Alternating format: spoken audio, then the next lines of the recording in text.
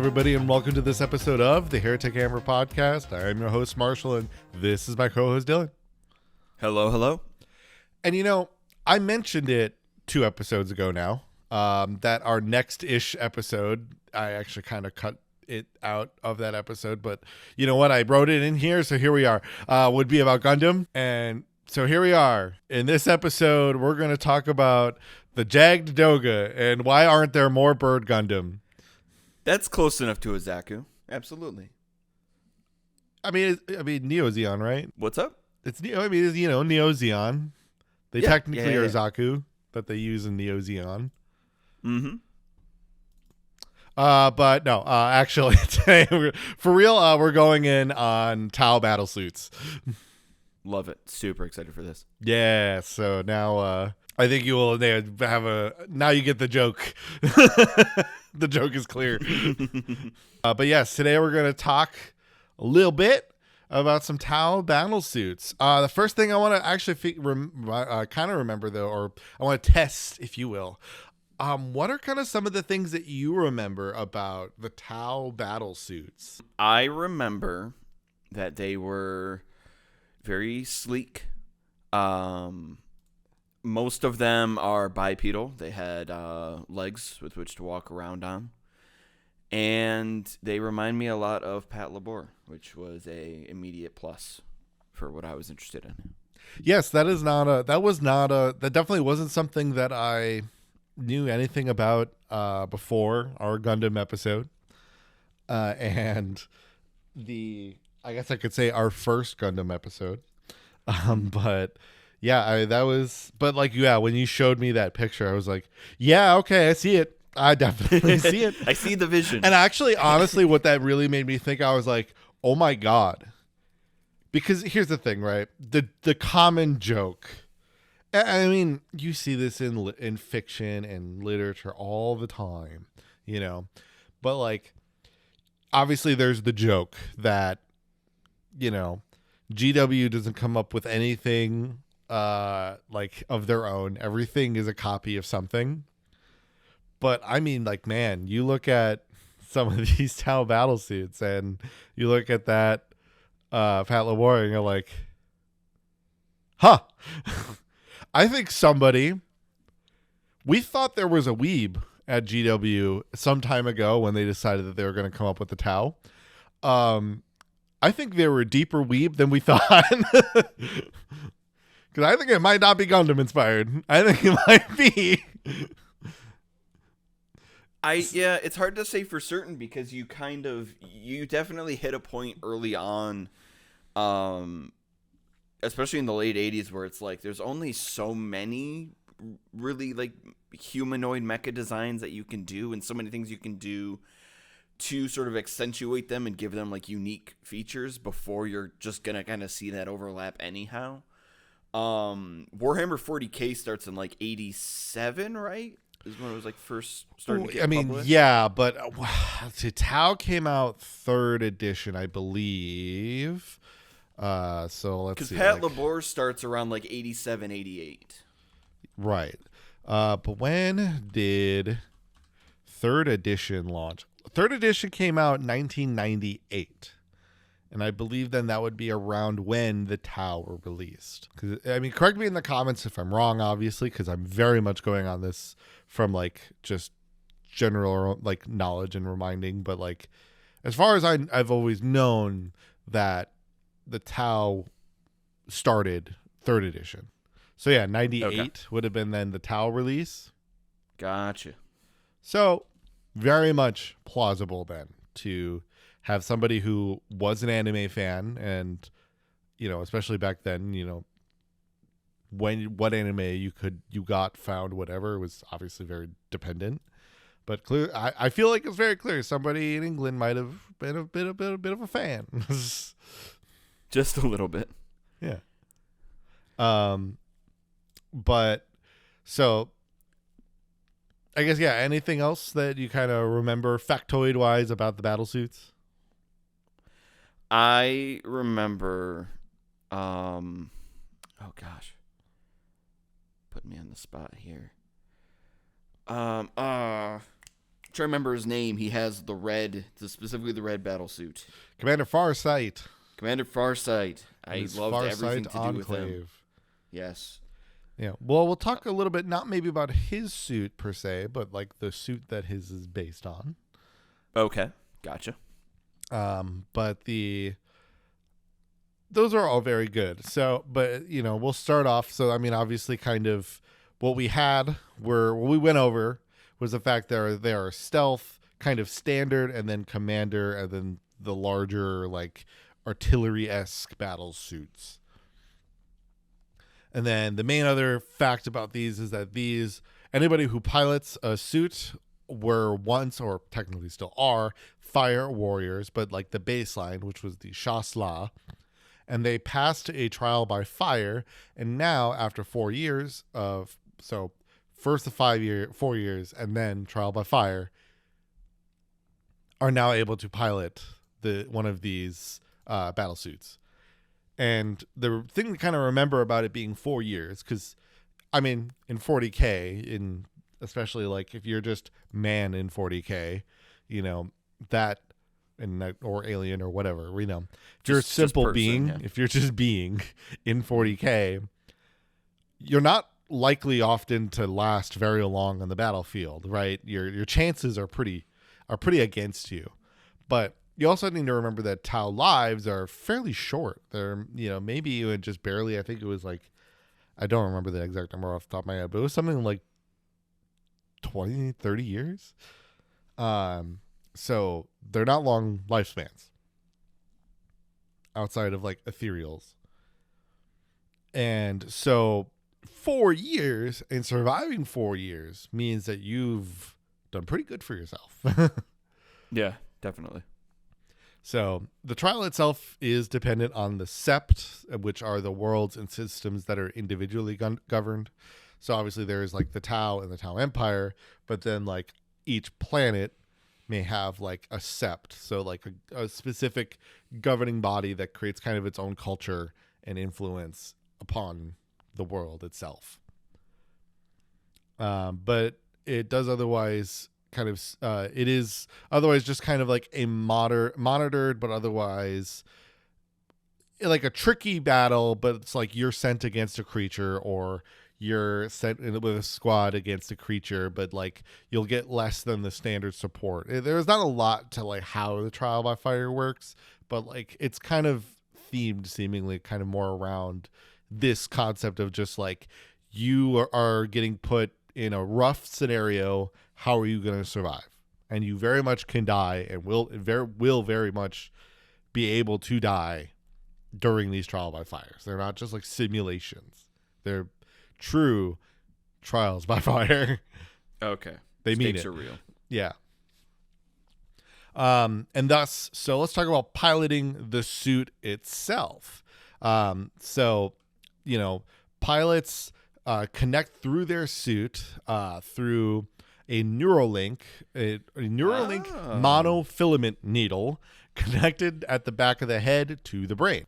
Part of the, this is kind of, like Pacific Rim-esque, but like drift compatibility. Yeah. Yeah, I was gonna say it's actually kind of funny because when I wrote this, the sports, at my job, the sports TV from whatever they were recording, like whatever sports thing that they were rolling on, had Pacific Rim on it.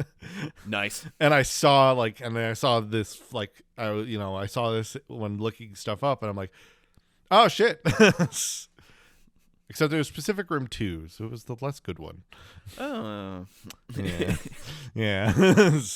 We don't talk about that. Less nice. But yeah, so part of it similarly though is that then the damage to armor does get transmitted to the pilot as like a form of sympathetic pain. However, this isn't obviously because they don't want them to be like distracted and like potentially like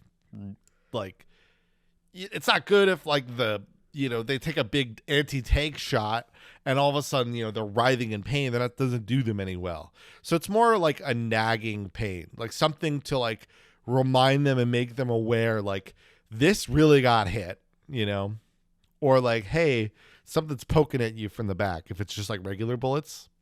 Yeah. So it's kind of like, if anything, the most it gets is maybe to like my back or shoulder pain at the end of a work day. It's almost like a slightly more intrusive like force feedback vest. Yeah. That people wear. Yeah, it's like, if anything, it's the feeling. Yeah, maybe it's like the equivalent if like that force feedback vest gave you like a little shock. Yeah, just like put a little taser in there. It's just like shit, like one of the little like what is it? It's like the ab thing, you know? Oh yeah, the ab where it shocks you. This does also mean, though, that the anti-tampering systems in these suits are pretty dang good, you know, from all up on the scale.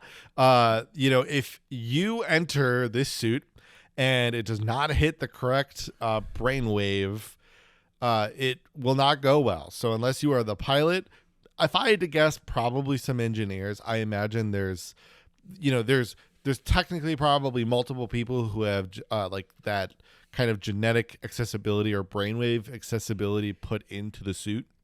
But like, for example, you know, when an Imperial attempted to take a battle suit to assassinate Commander Brightsword, who is like one of the top people for Farsight, they were instead fried to a charred corpse.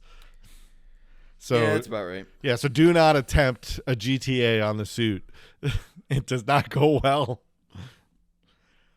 Thing plugs into the back of your mind and is just like, time to set this to fry. So yeah, bad move. Don't do it. I mean, it makes sense though too that these battle suits are such a like integral part of the T'au military force that they would need to be as protective of it as possible. You don't want to just have people constantly stealing these battle suits and using them against them. Oh, I mean, absolutely. Especially given that while the Imperium may not necessarily always want to use these things for themselves, again, yeah, if some, commander or somebody was like, this is my one chance to escape, I got to take this battle suit out of this prison.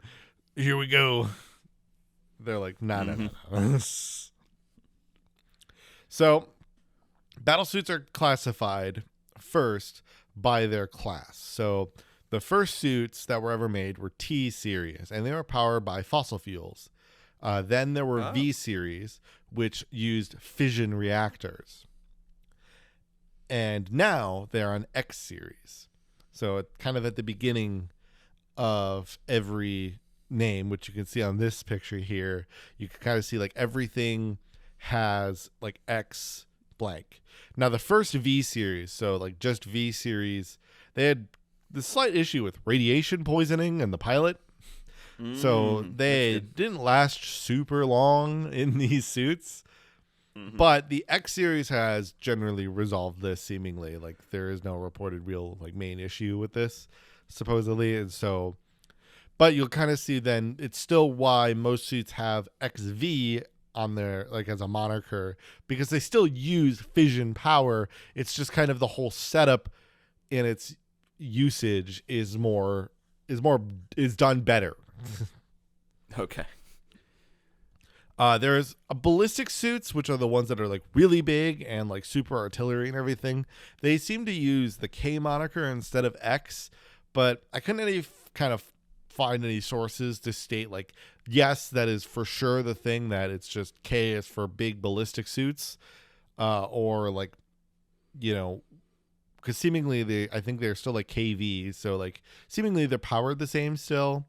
But like I said, yeah, it's the only type of suit that uses this, and it's really only 2 suits. So,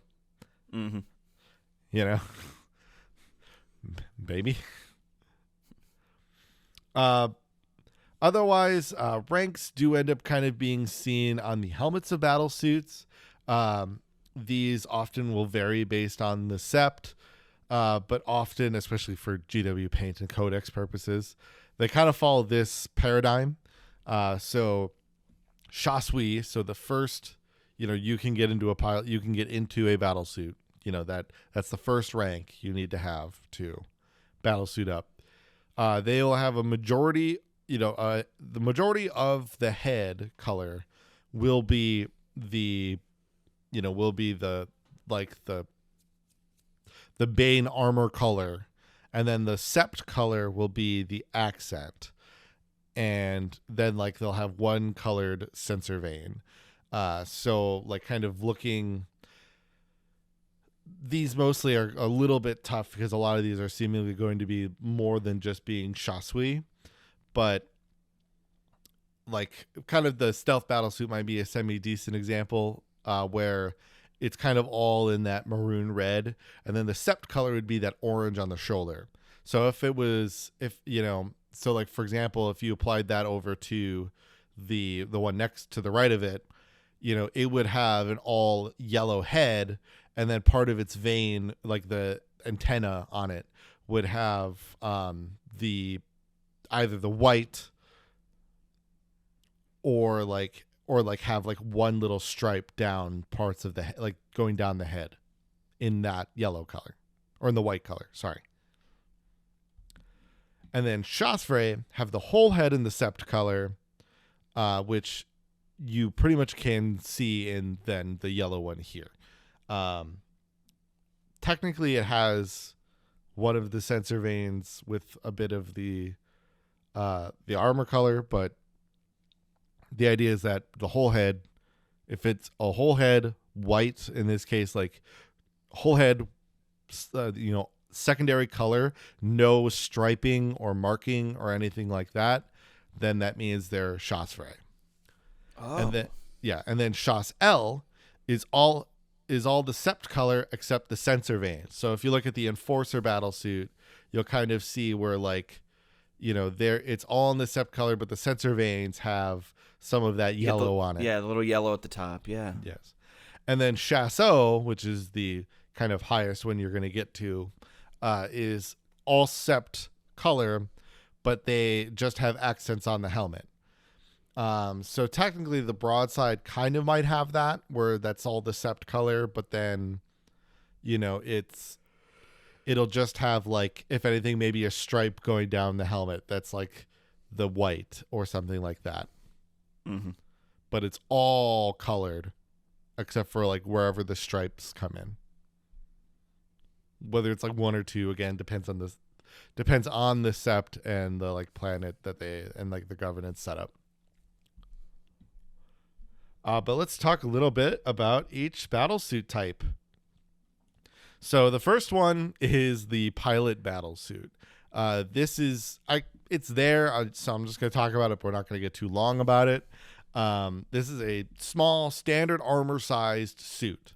It has the code XV02. So it's size 0. And that's the thing you'll see in all of these naming schemes, is the higher that first number goes, the bigger the mech.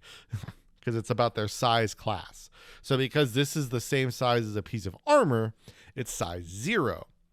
But it's meant to assist in piloting it in things like hammerheads, so that they can almost kind of have this like direct link to the machine, almost like battlesuits. So instead of needing like 3 guys to operate a hammerhead like you normally would, this way you only need 1. This, however, is currently only being used and tested by Long Strike. So the T'au actually kind of take their testing and working before they go into, mass production very seriously. They very much will like ensure that this is seeing plenty of field data before deciding. We love a good quality assurance team. Yep, exactly.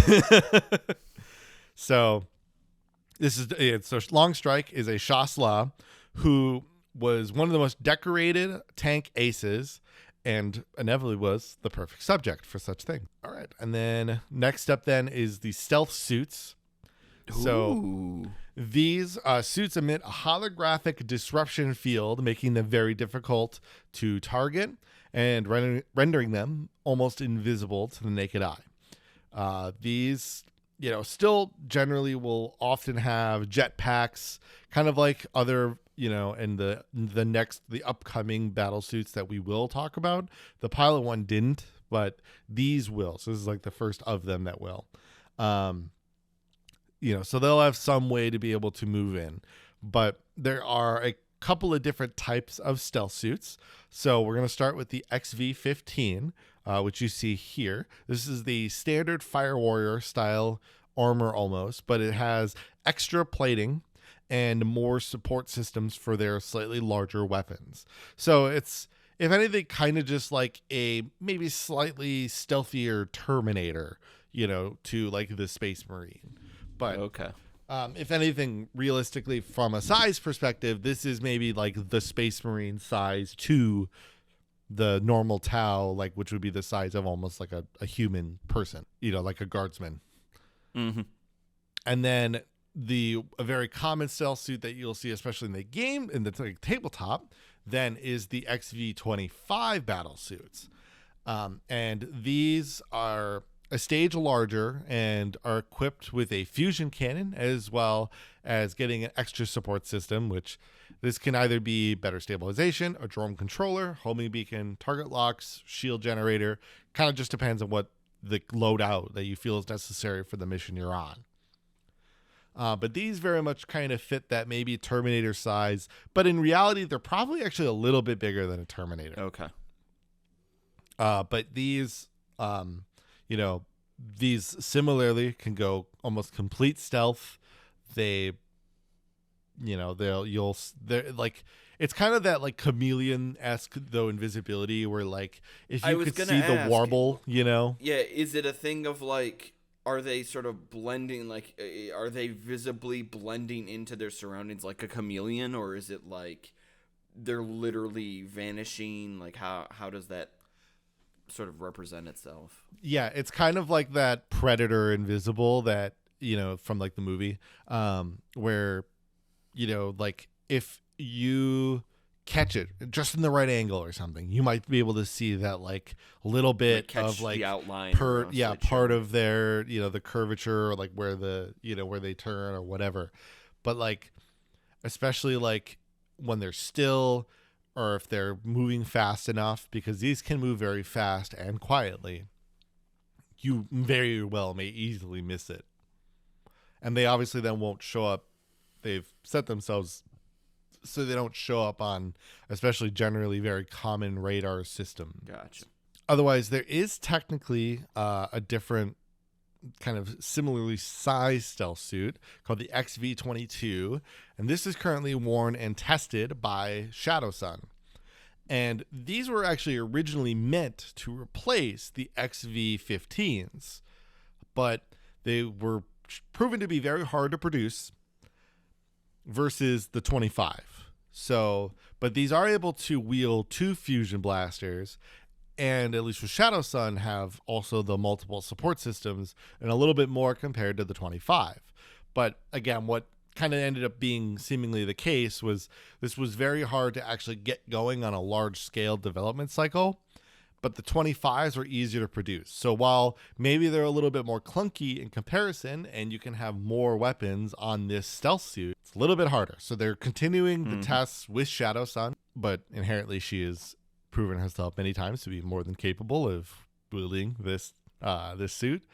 And they'll like, in the, you know, the second that they get that opportunity, they'll probably switch over to it still, I imagine. Because I imagine this is still better than the 25. Is Shadowsun the only one that they're doing these tests on? I gotta imagine that there's like multiple. No, they often really only test it with a person, like seemingly one person. As far as I've ever seen, whenever they do these tests, like it's like, you know, Longstrike is the only one testing the pilot suit. You know, Shadowsun is the only one testing this, you know, this suit.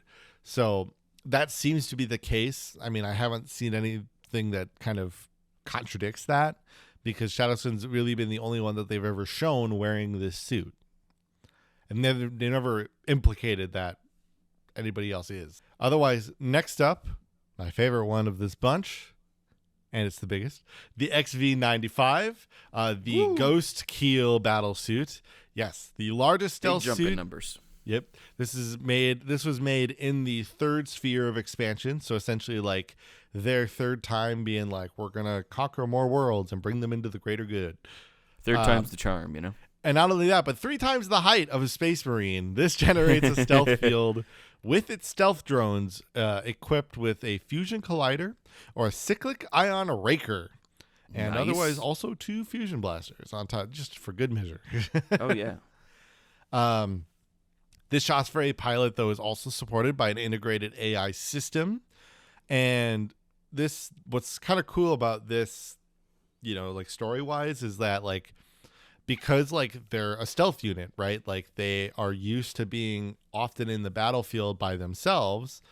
They end up kind of forming a pretty tight bond with this AI, as they kind of often find themselves alone in the battlefield together and will sometimes almost seclude themselves purposefully just to hang out with each other. Because I see no way that could possibly go wrong.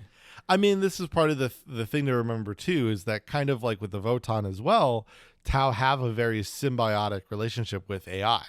You know, their drones are all controlled by AI. They've plenty of their ships have AI systems and assistants and all that. Just seemingly the AI they have also is willing to believe in the greater good. So they really, I mean, I'm sure there's a point or whatever where, like, maybe they will reach a similar problem that the humans did with their AI, you know? Mm-hmm. But we're not there yet. You know, because that's the thing to remember, too, is, like, the T'au are still a very young species when it comes to the greater universe of 40k, right? That's why a lot of people, you know, had kind of negative feelings on the T'au, because they're like, well, everything about them is good. And it's like, yes, because they're young and innocent as a species. They haven't had their fall yet. They're hit. They're punched to the nuts, if you will. Right. So, and I mean, technically humanity's had 2. That's some pretty good showing of tenacity, I do have to say. But, I mean, like, you know, humanity had the first one. That was with their, you know, that was with their AI revolt. So there's nothing to say that they won't either. But there's also a bit showing that they treat their AI with probably a little more respect than the humans did. Otherwise, let's get into our bread and butter when it comes to battle suits. So let's start off with the classic XV8 battle suit. Oh, look at the little guy. Yeah, so actually, and you'll see this in models too, they do look a little bit shorter. And obviously some of this comes from this model is a little bit older. You know, this is the one that's been around since the beginning, right? Okay. I mean, granted, they weren't in plastic at that point, but they kept the scale relatively similar. Probably a little bigger, but not by much. But XV8 battlesuits are worn by the fire warriors that have passed that trial by fire, and so are at minimum a chassui, and, you know, they're this classic design. You know, these standard chassui suits are going to be usually smaller than the other commander units, so, like, they will remain smaller. Even if they maybe do an update or whatever to these at some point in time, there shouldn't ever be to the size of their commanding suits that kind of go above this, you know, because they're kind of meant to still be that bit smaller, but they're still very mobile. You know, they still have jump packs and, you know, these kind of flight packs to help them. They can, you know, soar through the skies, move in and out through battle as quickly as they can. They just might be slightly clunkier compared to some of the more commandery battle suits above them, you know. Okay. Otherwise, they can have a variety of weapons, such as this kind of minigun-esque type weapon, or up to plasma and fusion weapons on top of that. And then obviously they have their drone pals as well. I mean, everybody will have drone pals though. Otherwise, next up we have the Enforcer suit. So this is the XV8-05. So it's roughly similar. It's just slightly taller, but generally pretty much the same as the XV8. It just has that little bit of height and a little bit of extra command systems. They are extra advanced systems. Sorry. So just like, you know, this kind of very like, there technically still could be that. I mean, like here, for example, you can kind of actually see that this technically, let me make sure is this technically is a chassui that we're looking at, because The whole head is the general armor color, so it's that yellow, but they just have the white accent on the head. They don't really have it on the sensor vein, but like I said, they're not all, it's like not a perfect system, but like that's kind of what we're seeing here, right? This is a good example of that. Otherwise, the kind of good step up here then is the XV86. So this is the kind of the more pancake head. They're all, the head part is pretty much the same. It's just kind of the art here. The big difference with them is that they have, did I say Enforcer suit? I meant to say Cold Star suit, if I didn't say that correctly the first time. This is the Cold Star battle suit, which is similar to the Enforcer. I just may have read the name wrong. Sorry. But the XV86 is correct. But yeah, so they use a number of extra aerodynamic fins, as well as a more advanced targeting system. So not only it makes it harder to track and evade, but it makes it hard for you to evade because it's really good at being able to shoot and hit while moving. Gotcha. So it's a similar size to the Enforcer suit, right? It is, I think model-wise, I think they technically are the same kit. You can either build it as an Enforcer suit or the Cold Star. It's been a while since I built that kit, so I may not be remembering that entirely correct, but I believe that is the case. But the big thing about them, is the extra maneuverability. The Cold Star suit is way more focused, or has way more potential to like wave dash your way into a fight or from a fight. Yeah. And especially in the T'au's case, from a fight. Otherwise, finally, we've got the XV88. This is the broadside. Oh, I'm sorry. I'm one step behind here. So this is the Cold Star. I think I had an extra slide in there than I intended to have. Oh. My bad, but these are some close-ups on them. So you can really see the fins here though, right? Like how like there's just like this clear extra level of like aerodynamics. But the broadside takes the main crisis suit and exchanges the backpack for heavier weapons and armor. So kind of like your gun cannon to Gundam, you know? Yep.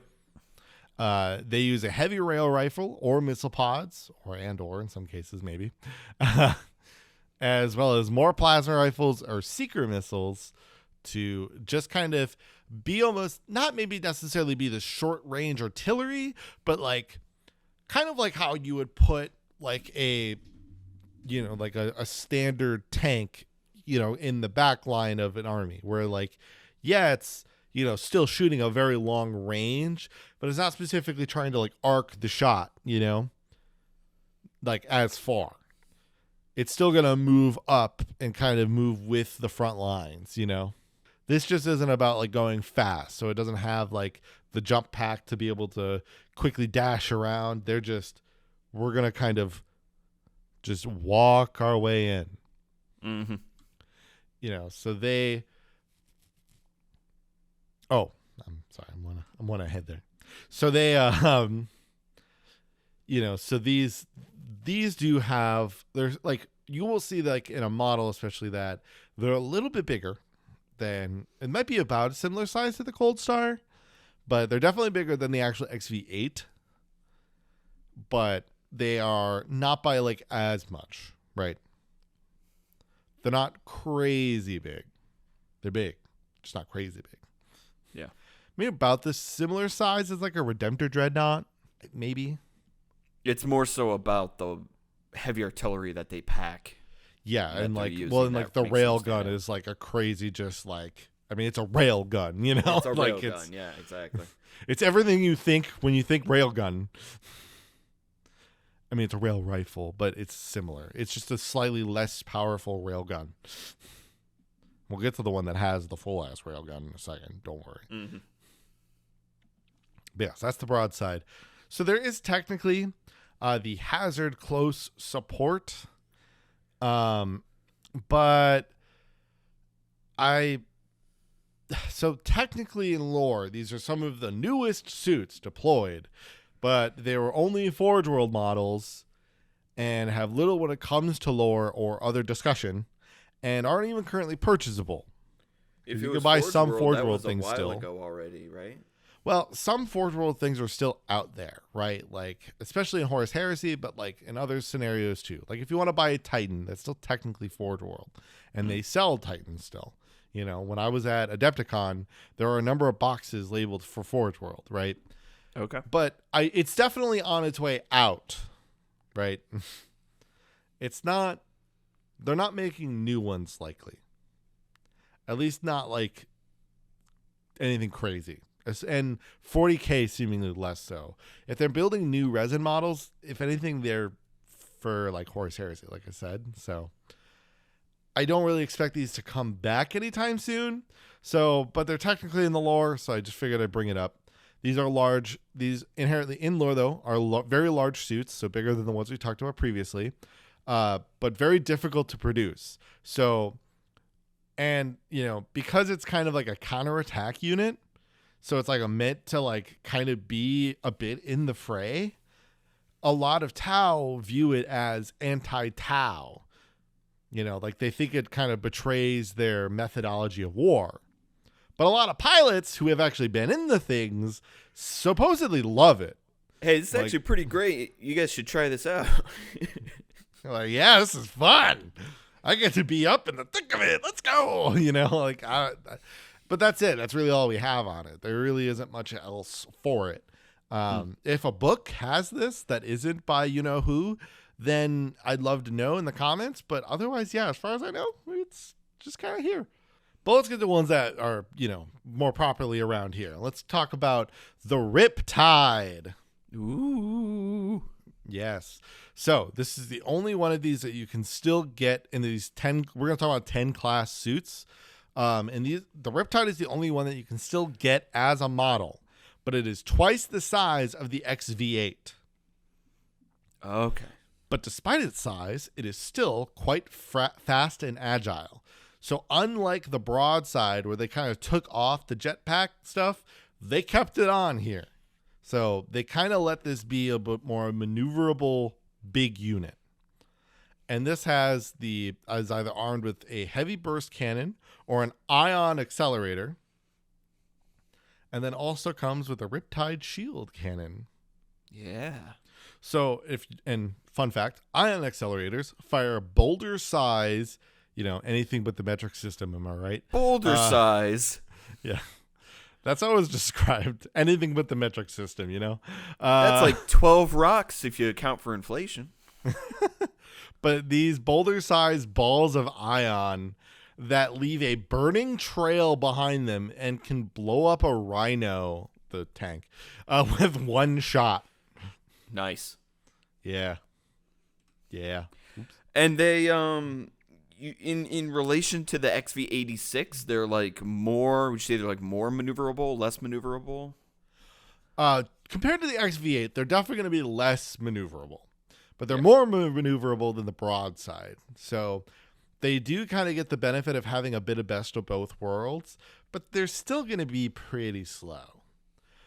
What I don't know, because I'm not super crazy about, you know, or I don't know a whole lot about the data sheets, I don't know if the gun necessarily packs better or similar punch, but also obviously we're talking about game balance things that change that.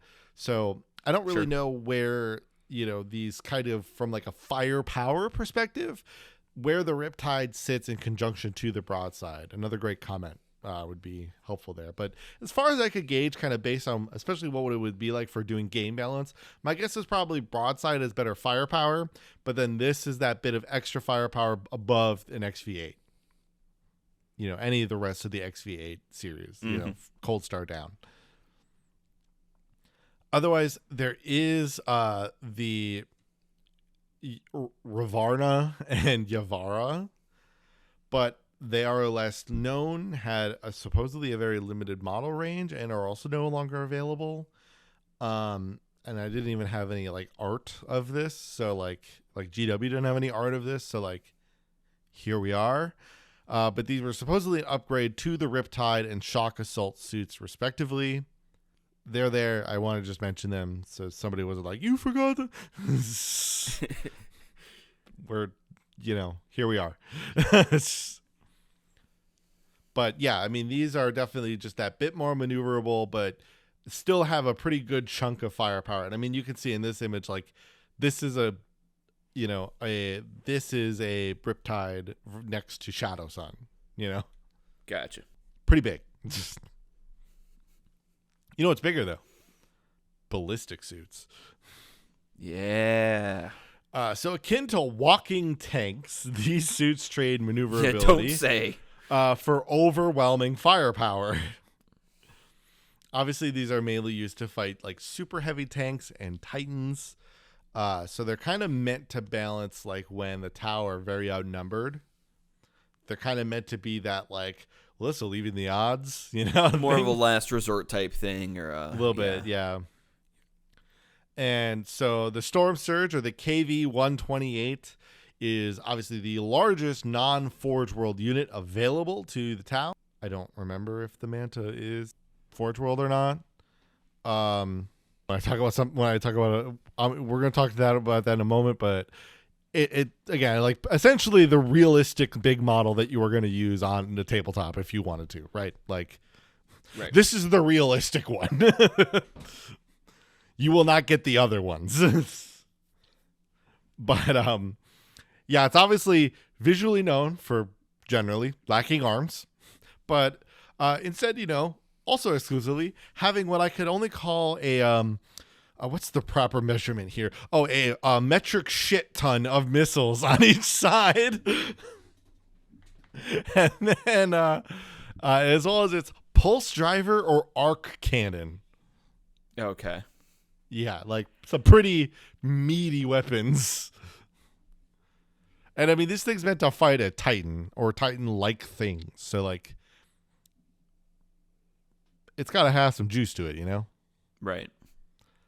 But that being said, yeah, I mean, the pulse driver uses a particle accelerator to blast plasma over these great distances. Yeah, like the thing we always talk about, like it's like, oh, it's gonna find the God particle. The Tower, like, what if we used it to shoot our enemies? Yeah, we got like 4 or 5 of those in the back. What if we just like launch it at someone? It's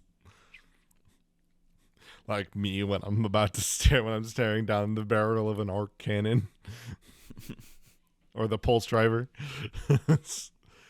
Yeah, I mean.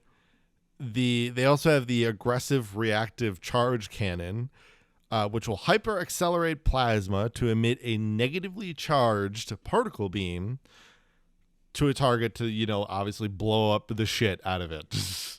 Which is generally kind of the result of these types of weapons, to that sounds like it'll blow the shit out of it. Yeah. So Storm Surge are so big that they are delivered by the T'au Manta. I alluded to this. The model for the T'au Manta is so big that you can play a full game of Kill Team on it. Oh, okay, cool. It's like an aircraft carrier. You can use this as a board. Yeah, it's like an aircraft carrier where it's just like... It's huge. The size of a small town. The Manta's giant. I mean, like... The like from a model to model size, like the Manta is crazy bigger than the Storm Surge, but like it makes sense then like how these are, because these aren't delivered by like them just like hanging off the bottom of them, like by straps, and they like drop them. They have to walk off the Manta, so like they go inside the Manta. So that means the Manta has to be gigantic. But next up, and kind of the last of our ballistic suits here, is the KX-139, or the T'au. I think I might have misspelled this. I don't think I spelled this correctly. I think it might have to be supremacy armor. I think I just missed an M. I spelt this too incorrectly for it not to be supremacy. Because it's like supremacy, but I missed an M. Supremacy? Yeah, that's how I wrote it, and I think it's supposed to be supremacy because I mean that sounds cool too. Everything else is wrong. But yeah, so this is the remaining Forge World Titan-sized unit that is available to buy. Obviously, don't, but it is primarily a defensive unit for especially threats that the T'au have not yet encountered. So, like, especially often used when a sept or something hasn't like dealt with or seen these giant tyrannid beasts, you know? Can I tell you, because I figure at the end of this episode, you're probably going to ask something akin, just because you've done it previously, of like, so what was the most interesting thing to you about learning about like this topic, this episode? You know, Yeah. which battlesuit kind of speaks to you?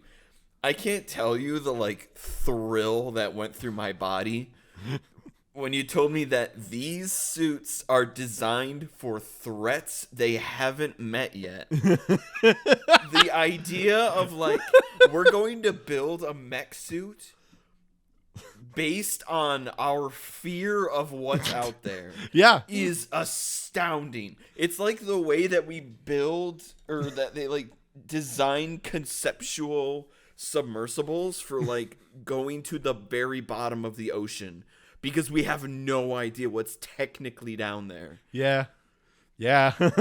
I love that. That is, I mean, that's the thing. That's the most 40K thing about them. It's so like, crazy. Because, like, they, like I mentioned, they're a young, naive, you know, untraveled species, you know? Like, here, hold on. I gotta pull I mean, you say naive, but it also, I feel like it comes from a lack of naivete, where it's them being able to recognize and appreciate, like, there are things out there we have not met yet that could probably like decimate us in a second. Oh, so well, I mean, yes.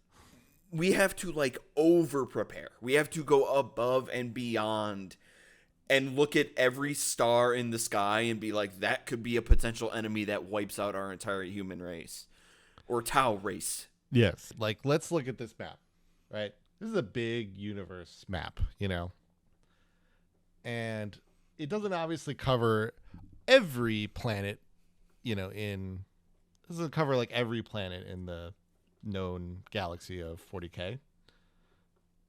Right. But it covers a good chunk of it, right? Mm-hmm. And like it's just you're not seeing the planets, right? That every planet exists of. You know, it's just like they're just meant to be like within the giant space, you know?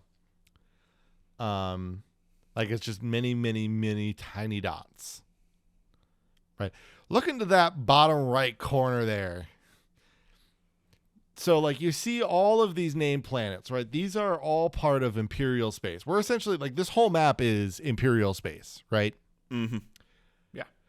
Do you notice how, like, the T'au Empire is that tiny hexagon in the bottom corner? Yeah, that little honeycomb right there. Yep. Yeah. Yeah, that's the whole ass T'au Empire. Right there. Right there. So we've got all this shit. And the tower of that. So to say that it's like they very much don't know everything that they could face is an understatement. Mm-hmm. When they think that they need something to face things that they don't know what could happen, they mean it. Yeah. There is an awareness of how small their empire is in relation to the rest of known space. Yeah, because they know. I mean, they know relatively that. I mean, they don't know maybe by how much, but they like know that the Imperium is a gigantic thing, and that's also why then they don't feel deterred. For example, like the T'au have a list of like, do not try diplomacy with these people. It just won't work. We've tried it too many times. And it has never worked. Don't try it. Don't get fooled again. Yes. And, you know, one of them is the Space Marines, right? They'll see Space Marines and they're like, all right, nope. Unless they come to us with friendly tides, don't try it. Just shoot. But if they just go and if they're coming to us, there's a 50-50 chance they're coming to us to wipe us out. So yes, or betray us. So keep an eye out for that. Yep. You know, they might be allies of convenience now, but they will turn on us. Yeah. And so like but if they go to like an Imperial world, just a regular Imperial world, and they see there's just normal humans there, no Space Marines to be found, then all of a sudden, maybe they're like, all right, let's talk this out. We've got this concept called the greater good. You in? So that's the big thing. It's like they don't like completely just turn off to anything Imperium, but they do know like Imperium's pretty big, and they own a lot of space. So we know that then there's a lot that we can kind of squeeze our way into, maybe unnoticed. But yeah, otherwise, like I said, these are otherwise used for like defeating large Tyranid beasts and just probably anything else. I mean, honestly, if an orc rock was heading towards the planet, they'd probably fire a bunch of these at them if I had to guess. Sure. And I don't know if we talked about this, an orc rock is effectively a moon that the orcs will just launch into a planet, and it will explode with many orcs. The orcs that survive go and crump. It just keeps getting better. I know. Cause now that's like that's like the setup and then punchline of like, yeah, no, most people, realistically, you don't anticipate your enemy having a moon as a weapon to use against you. That's also their spaceship.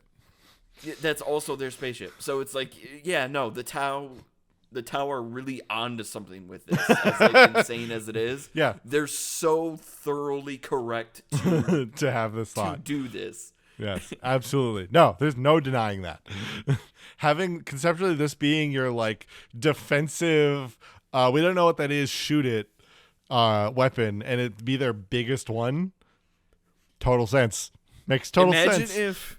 Imagine if Future Link in Ocarina of Time stops like trying to gather the pieces of the Triforce and instead starts building like a gigantic robot. And everybody's like, why are you doing that? What's the point of that for? What about Ganondorf? What about, and he's like, no, you don't understand. You don't understand. There's a giant moon that's going to crash into Termina over the course of 3 days. We have to build something that's prepared for that. And everybody's like, what the hell's Termina? What are you talking about? None of what you're saying makes any sense. And he's like, trust me, in like 2 years, you're going to get it. You're going to understand. But yeah, so, as I kind of mentioned, you'll have the suits themselves, though, just kind of extra generic stuff to finish this off. They come with their own drones. And I know we skipped a few suits that exist in the lore, and like I said, that doesn't mean that I don't know they exist or whatever. It's just they're not used in the game, or they really don't come up all that often. This just wasn't. It's just not worth talking about when we have a time limit, Sure. This is an XV805 we're looking at right here, correct? This is either just an XV8 or could be an 05. It could be Enforcer. Enforcer. Going off of the yellow color scheme. That is just based on I forget what sept that is. It's the old default sept. Gotcha. So let's see. Yeah, because no, I mean this is like this is the chapter. This is this is the space. The septs are like the Space Marine chapter. Mm-hmm. And yes, let's see we established this several episodes back that I'm very fond of the colors yellow and blue. Yes, which you absolutely could just do. I mean, you can always make your own sept and just do what you want to do. Mm-hmm. No, this is not the right sept. Yeah, I mean, it might. This is not my beautiful sept. It might be Kais. Let me double check here. It should be part of either the first sphere or something like that. Ooh, I don't remember. This used to be like the default, though. That was kind of the big thing, right? Is that It was like it was the meta B. Yeah. This was the color on the box. Sure. Now it's Viorla. That I know. Oh, is it this one? Hold on. Um, can I get colors? No, it is not that one. I'm going to want to find this answer. It's going to bother me if I don't know. So bear with me. This will get cut out, so it's fine. Okay. No one will need to know that I'm spending all this time trying to figure out what freaking sept. But then it'll be double embarrassing if you don't cut this out, and it includes the. Yeah, I forget. I don't notice it. You saying I'm totally gonna cut this out. Yeah, absolutely. It's not a colony, is it? That'd be weird if like the former poster child was a colony. Or no way, is this like the color of like T'au, the former homeworld? It is. So the yellow and white is like the sept color, quote unquote, but obviously it's the T'au homeworld color scheme. Very cool. Okay. Yes. Now it makes more sense. But yeah, now you'll generally see it's the like white and red, like the armor color is white, but technically I guess that makes the sept color red, because the red is the accent color, and their sept color is always kind of the lesser seen, or like the, what we would call an accent color. Yeah, definitely. But yeah, so like, I do wish that, there is at least the relatively recent T'au, some T'au literature that's actually good. So I think it was I can't remember if it was last year or the end of 23. But the book Elemental Council was released by Noah Van Nguyen, Nguyen. It has been very well received by anybody who's seemingly read it in the 40k community. So that's always good. We love that because they have an unfortunate history of Phil Kelly really hating the T'au, but being the primary author for the series. Great. Yeah. But if you ever wish to know, I did find a lovely list online of good T'au novels and novellas. There's actually a full T'au reading list that goes even further. There's actually even an audio drama. But the ones that were recommended there's a novella called The Arkanasha War by Andy Chambers. There's a novella called The Broken Sword by Guy Haley. Ooh. Elemental Council by Noah Van Nguyen that we just talked about. Firecast by Peter Fehervari. Yeah, I wrote that right. I said that right. Sure. Technically, Firecast, it does note, though, is part of a series of books called Outcast, Sanctuary of Worms, and Firecast. So that might want some prior reading, because Firecast is technically the third of that trilogy. Okay. But there's also then the book Fire and Ice by Peter Fehervari. Fire Warrior by Simon Spurrier. It is noted in this reading list, the granddaddy of T'au novels, a must-read. So apparently a good one to think about. Okay. Kill Team, star next to A Last Chancer's novel by Gav Thorpe.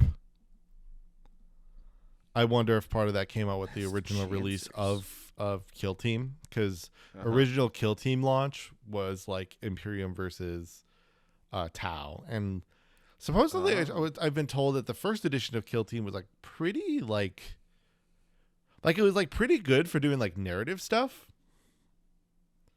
but I don't know. I didn't play it back then, and I don't know anybody that knows of the rules and could show me what it was like, but I'm pretty okay with where it's at now.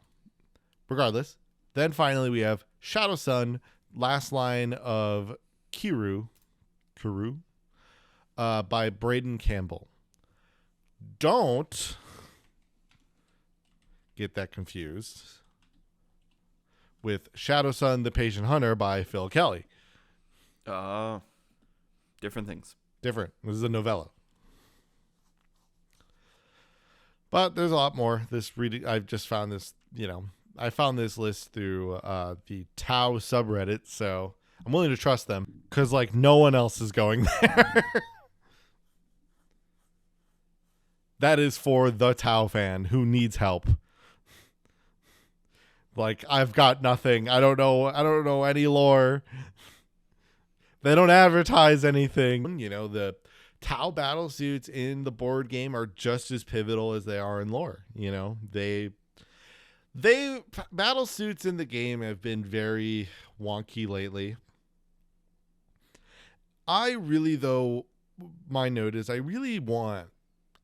want some way for, like, maybe one XV8 or maybe stealth suits to show up in Kill Team. I really, really want it. I want it so much. We got it with the Tyranids.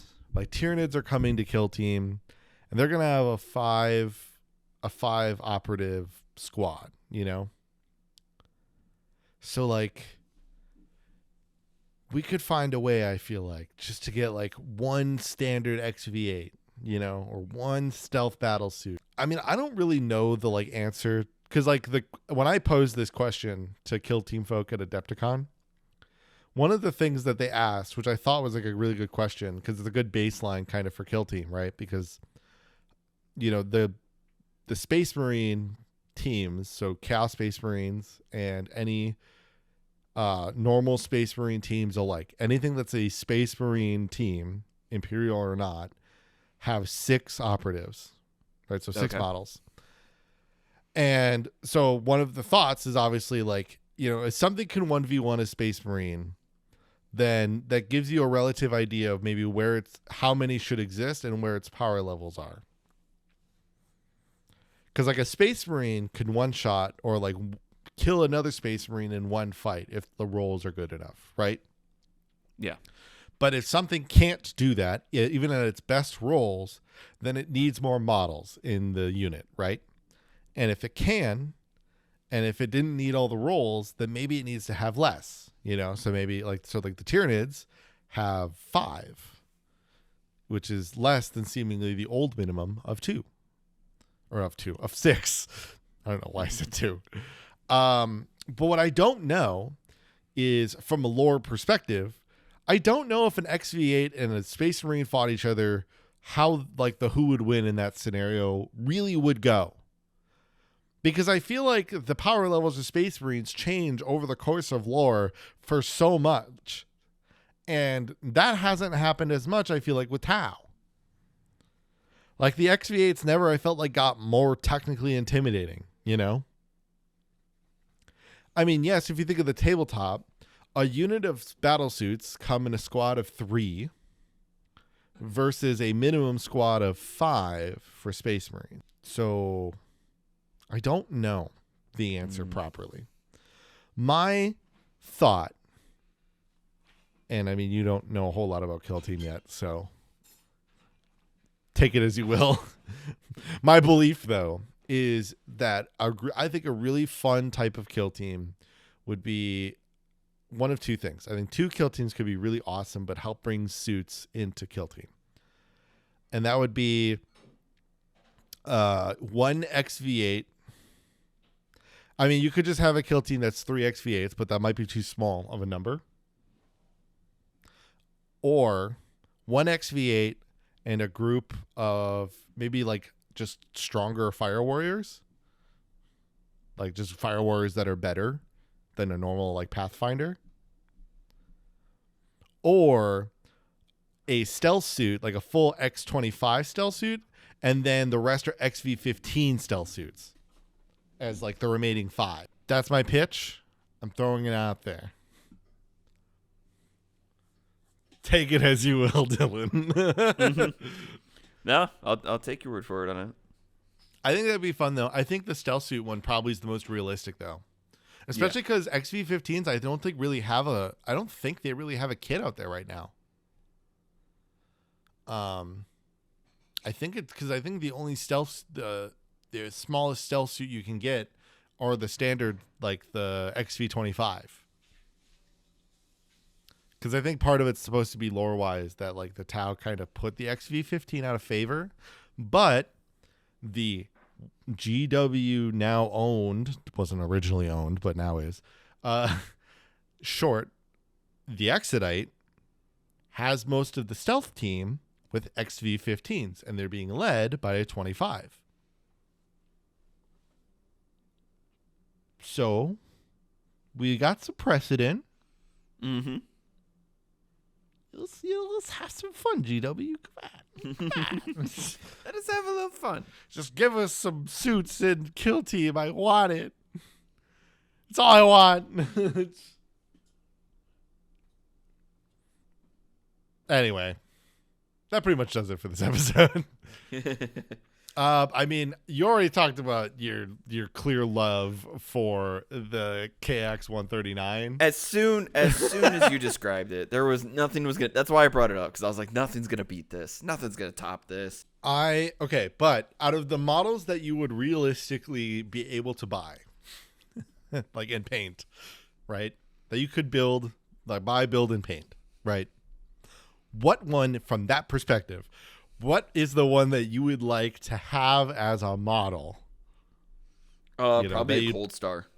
The Cold Star? If I'm being honest, yeah. Yeah. I mean, conceptually, like for what a Cold Star is, like from a lore perspective, especially, like,